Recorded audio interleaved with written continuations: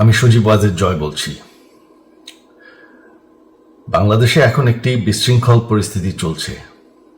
সারা দেশে আমাদের ভাঙচুর হচ্ছে, লুটপাট হচ্ছে, আমাদের শহরের বাইরে আমাদের নেতাকর্মী, আমাদের আওয়ামী লীগের নেতাকর্মীদের উপর হামলা চলছে, অনেকে হত্যা করা হয়েছে।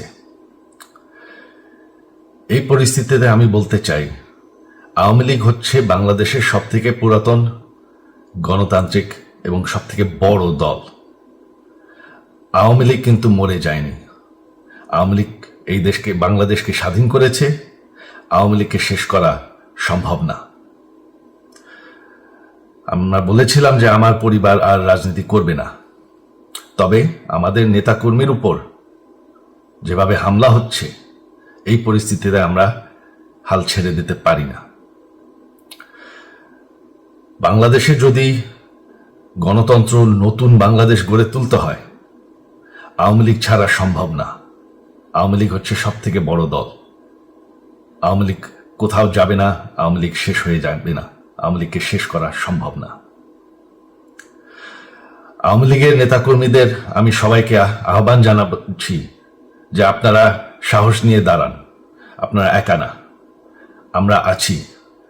বঙ্গবন্ধুর পরিবার কোথাও যায়নি, আমরা আপনাদের সাথে আছি।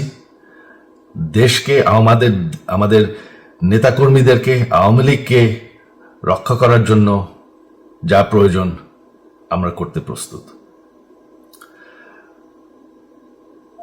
এই যে আমাদের বর্তমান যারাই আছে ক্ষমতায়, তাদেরকে আমি বলবো যে আমরাও একটি গণতান্ত্রিক, শৃঙ্খল, নিরাপদ বাংলাদেশ চাই, জঙ্গিবাদ মুক্ত। তার জন্য আমরা সবার সাথে আলোচনা করতে প্রস্তুত। শুধুমাত্র তারা যদি জঙ্গিবাদ এবং ভায়োলেন্স বাদ দেয়।